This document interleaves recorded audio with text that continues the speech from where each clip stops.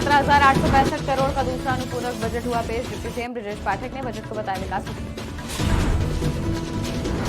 फर्रुखाबाद पहुंचे मंडलायुक्त अमित गुप्ता। पेयजल योजना और निर्माण कार्यों का किया निरीक्षण। सोनभद्र में विधानसभा घेराव से पहले कांग्रेस नेताओं पर कार्रवाई। पुलिस ने कांग्रेसियों को किया हाउस अरेस्ट। सहारनपुर में डीएम ने किया स्पोर्ट्स कॉलेज का औचक निरीक्षण। निर्माण कार्य में ढिलाई पर जताई नाराजगी। नमस्कार, स्वागत है आपका आज की खबर में। मैं हूं आपके साथ महिमा शर्मा। बढ़ते उत्तर प्रदेश की बड़ी खबरों की ओर। उत्तर प्रदेश में विधानमंडल के शीत सत्र के दूसरे दिन राज्य सरकार ने 17,865 करोड़ रुपए का दूसरा अनुपूरक बजट पेश किया। मुख्यमंत्री योगी आदित्यनाथ की मौजूदगी में वित्त मंत्री सुरेश खन्ना ने बजट पेश किया। वहीं डिप्टी सीएम ब्रजेश पाठक ने बजट को लेकर क्या कुछ बयान दिया, आप भी सुनिए। अनुपूरक बजट प्रदेश के विकास में सहायक होगा। मैंने प्रातःकाल ही कहा था, उत्तर प्रदेश के विकास में माइलस्टोन साबित होगा।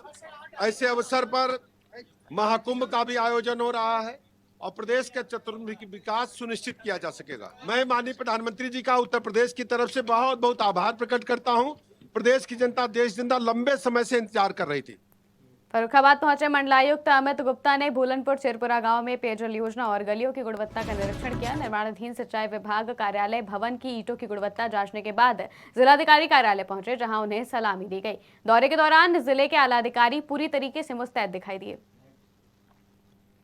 सोनभद्र में 18 दिसंबर को विधानसभा घेराव से पहले पुलिस ने कांग्रेस नेताओं को नजरबंद करना शुरू कर दिया है। रॉबर्ट्सगंज में कांग्रेस के मीडिया प्रभारी शत्रुंजय मिश्रा को पुलिस ने हिरासत में लेकर उनके घर पर नजरबंद कर दिया है। कांग्रेस ने इसे लोकतंत्र की हत्या बताते हुए सरकार पर निशाना साधा है। पुलिस अधीक्षक ने जिले में अलर्ट रहने और कानून व्यवस्था बनाए रखने के निर्देश दिए हैं। सहारनपुर में जिलाधिकारी मनीष बंसल ने निर्माणाधीन स्पोर्ट्स कॉलेज का औचक निरीक्षण किया। इस दौरान उन्होंने कार्य में ढिलाई को लेकर नाराजगी जताई और आगामी सत्र से पूर्व कार्य पूरा करने के निर्देश दिए। वहीं निरीक्षण के दौरान पाई गई कमियों को लेकर डीएम ने नाराजगी जताई और कहा कि कार्य पूरा करने के लिए अधिकतम टीमें और लेबर लगाकर काम को जल्दी पूरा कराया जाए। ये बेहट में जो ये निर्माणाधीन स्पोर्ट्स कॉलेज है, आज इसका औचक निरीक्षण मेरे द्वारा किया गया है। मेरे साथ जो कार्यदायी संस्था है यूपी राज्य के निर्माण निगम, उसके एक्सीएन और कंसर्न जो कॉन्ट्रैक्टर हैं और सीडीओ साहब भी उपस्थित हैं। हम लोगों ने काफी डिटेल में आज निरीक्षण किया है। मुख्यतः जो कंसर्न है इस बिल्डिंग को लेकर, इस पूरे भवन निर्माण को लेकर, वो टाइमलाइंस को लेकर है और ये निर्देश दिए गए हैं कि और अधिक लेबर लगाकर और अधिक टीमें लगाकर निर्माण को जितना तेजी से करवाया जा सके उसको कराएं, ताकि अगले जो सत्र है उसमें यहाँ पर शिक्षण कार्य शुरू हो सके। तो ये बेहट सहारनपुर के बेहट निवासी युवक ने स्वदेशी पोगोज ऐप लॉन्च किया है, जिसे एसपी देहात सागर जैन और बेहट चेयरमैन ने विधिवत लॉन्च किया। पोगोज ऐप के सीईओ अजय शर्मा ने बताया कि यह ऐप स्थानीय जानकारियां उपलब्ध कराएगा। एसपी देहात और अन्य वक्ताओं ने ऐप को भारतीय नवाचार का उदाहरण बताते हुए युवक की सराहना की। बेहट क्षेत्र के निवासी जो कि IIT Roorkee pass out 2012 batch mister Ajay Sharma ji, उन्होंने एक इंडिजिनस सोशल मीडिया ऐप बनाई है। पोगोसो उसका नाम है। आज उसका लॉन्च इवेंट था। यहाँ पर जितने भी क्षेत्र के सम्मानित व्यक्ति थे उनके समक्ष ये ऐप का लॉन्च किया गया और सभी इन्होंने ऐप के जितने फीचर्स हैं वो सभी को बताए। बहुत ही अच्छा ऐप है, बहुत अच्छा यूजर इंटरफेस है। इसको ज्यादा से ज्यादा, लेकिन इतना बड़ा देश और इतनी बड़ी आईटी पावर होते हुए भी हमारे देश के पास एक भी अपना सोशल मीडिया प्लेटफॉर्म नहीं है जो पूरे देश में यूज होता हो। तो ये समस्या ध्यान में आई और उसमें फिर सोशल मीडिया किस प्रकार की समस्याएं सोल्व करना चाहिए और क्या कर रहा है, ये एक बड़ा प्रश्न सामने आया।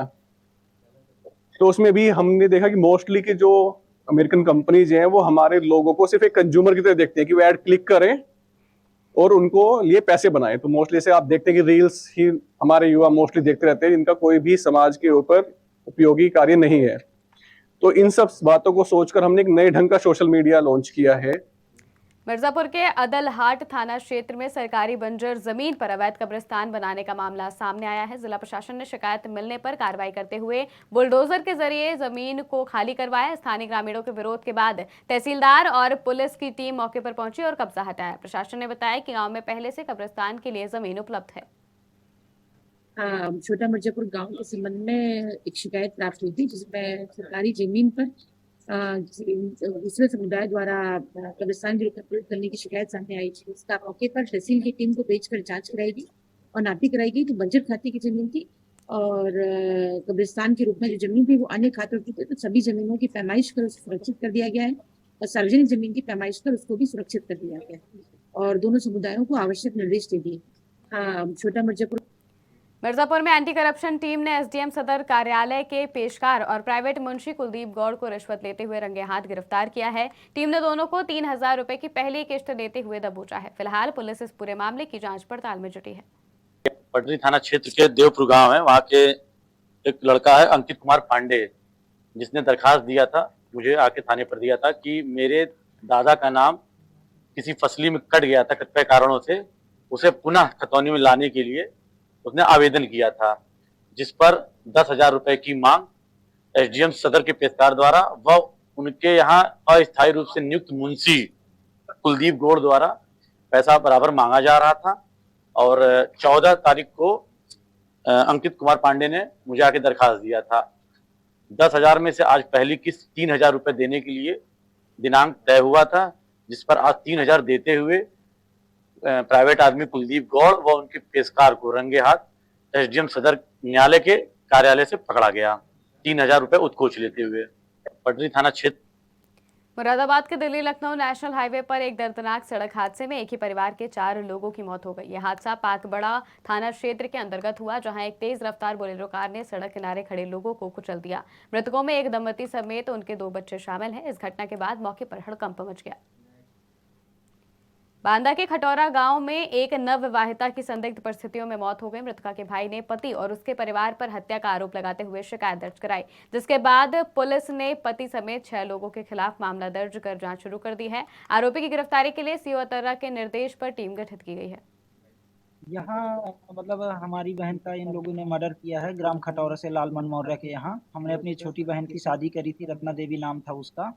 2023 में फरवरी 2023 में हमने उसकी शादी किया। अब जो भी इन्होंने किया घर में जैसा जो भी हो उसके साथ, ये तो पूरी बात नहीं बताई गई थी, लेकिन ये है कि इन्होंने हमको ये जानकारी दिया कि लड़की ने पॉइजन खा लिया है और उस लगभग 4 बजे के आसपास खत्म हो गई थी। सब जगह इन्होंने सूचना दे दिया था, लेकिन हम लड़की के घर वाले हमको शाम को 6:30 बजे के आसपास सूचना दी गई। उसके पहले हमें सूचना नहीं दी गई। ये घर से ले करके लड़की को आए हॉस्पिटल में, यहाँ जहाँ हम लोग मेडिकल कॉलेज में बैठे हैं, यहाँ मतलब जो भी इन्होंने किया कराया, मेडिकल विभाग में भर्ती करा दिया। इसके बाद हमको सूचना।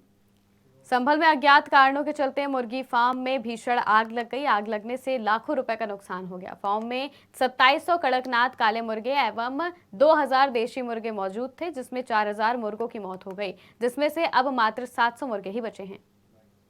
कि सर पता नहीं कैसे क्या लगी और किसने लगाई, ये कुछ नहीं पता। मजदूर थे वहाँ पे खेत पर, उन्होंने वो खेत जुतवा रहे थे, बराबर में गेहूं बोए जाते हैं हमारे आज। और उन्होंने जब देखा तो उसमें आग लगी एकदम। ये नहीं पता कहाँ से लगी और किसने लगाई और कैसे लगी। नुकसान तो सर 8 से 8-9 लाख रुपए का नुकसान हो गया हमारा। इतना बच्चा हमारा तैयार था और निकालने वाले ही थे हम बच्चे के लिए। 2-4 दिन में बेचते हम उस बच्चे को, निकाल देते। उससे पहले ही हमारी आग लगी। कि सर पता नहीं कैसे क्या लगी और किसने लगाई, ये कुछ नहीं पता। सीतापुर के हरगांव ब्लॉक की ग्राम पंचायत पिपरा घूरी में गौशाला से गौवंश के मांस की तस्करी का गंभीर मामला सामने आया है। सैकड़ों गौवंश की मौत के बाद मांस की तस्करी से ग्रामीणों में आक्रोश है। प्रधान के पति पर साक्ष्य मिटाने और जेसीबी से जमीन जोतने का आरोप भी लगाया गया है। पुलिस में केयरटेकर के खिलाफ तहरीर दी गई है, जबकि प्रधान के गुर्गों पर मीडिया को धमकाने का आरोप है। उत्तर प्रदेश की खबरों में फिलहाल इतना ही। देश और दुनिया की तमाम खबरों के लिए देखते रहिए आज की खबर।